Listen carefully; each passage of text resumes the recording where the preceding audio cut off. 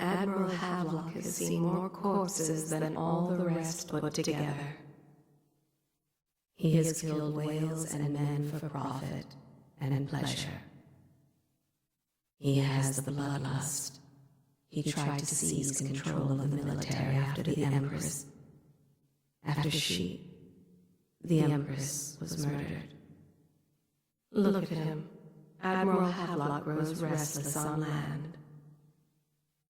There was a younger brother, an artist, sensitive, soft, taken at 9 by a fever. Havelock loved him truly.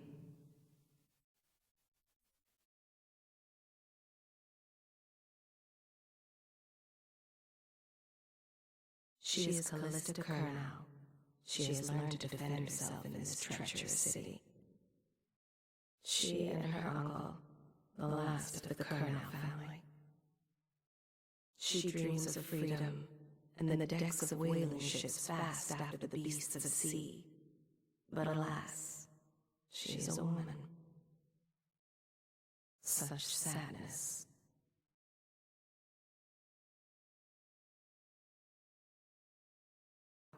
The guard captain is Curnow.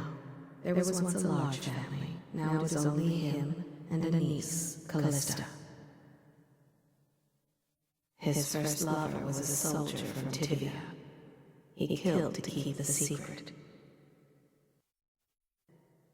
Curnow's loyalty to the Lord Regent is feigned. It is a dangerous game he plays.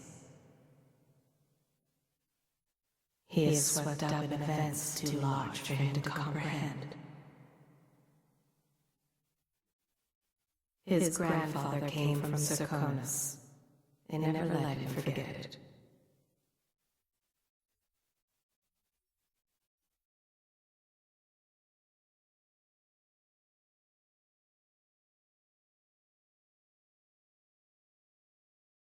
She sees more than she is telling. Young Lady Emily. Poor Emily. Her childhood is lost.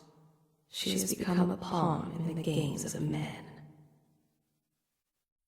She was bribed with sweet biscuits and ox milk, calmed with stories of magic and seafaring, all to keep her sane in a time of turmoil.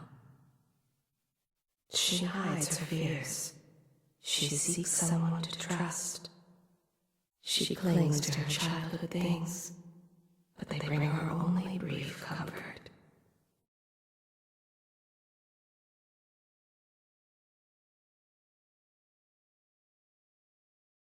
In her mind's eye, she is fancy-trimmed in velvet, fresh and young, on her way to an evening of romance. Careful, she treads with purpose, and is not as frail as she seems. The children sometimes circle Granny Rags, following along and taunting. She has given herself fully to the outsider. Long ago, Granny Rags danced at court. Men begged to marry her.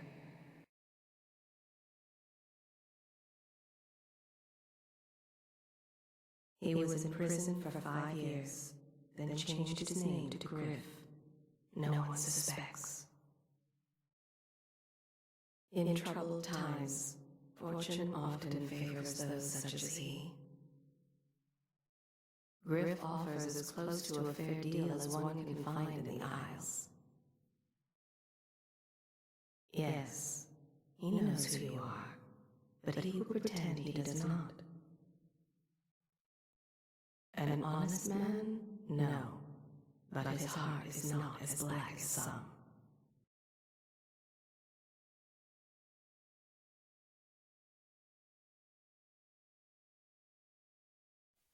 Each and every night the black-eyed outsider visits upon Piero's dreams. He is Piero Joplin.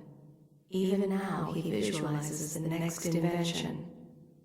Astonishing. I wish you could see it too. Poor Piero. His elixirs have cured so much for so many, but they cannot cure his brain fevers. the youngest ever to pass through the Academy of Natural Sciences. Sokolov will never forgive him that. He has spied upon Calista as she bathes, more than once.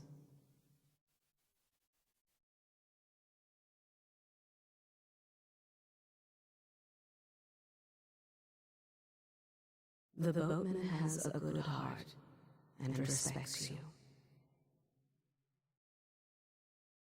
Samuel is a simple man, but he knows the River Wrenhaven and all its tributaries, down to the smallest inlet.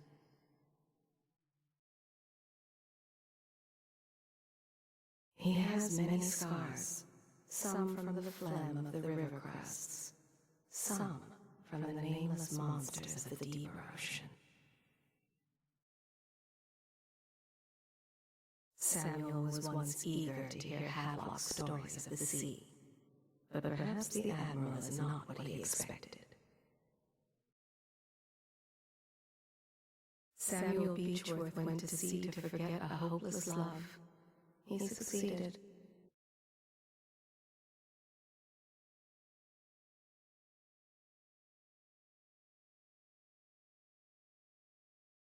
He deals in flesh, weapons, strong drink.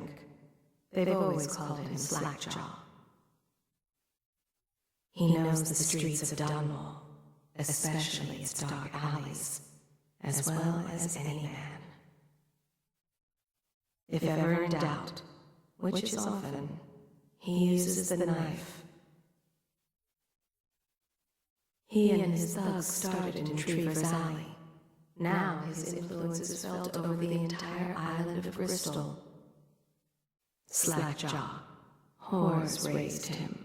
He'll never know his father was a prince.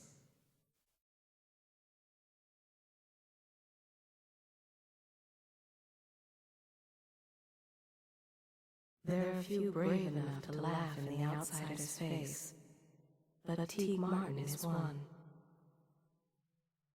Do not be deceived by his talk of strictures.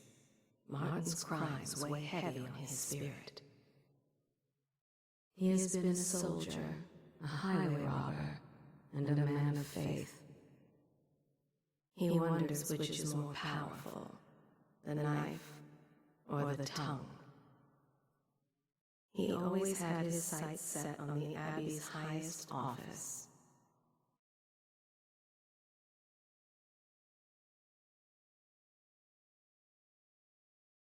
For one so steeped in courtly manners, his thoughts do linger long on revenge and murder. The younger Pendleton, jealous little Trevor, always in the shadow. He is prone to skin infections. His eyes are sensitive to the light. Pendleton's ships come back from the Pandician continent, crowded with poor, frightened captives. To think Lord Pendleton is the son of nobility,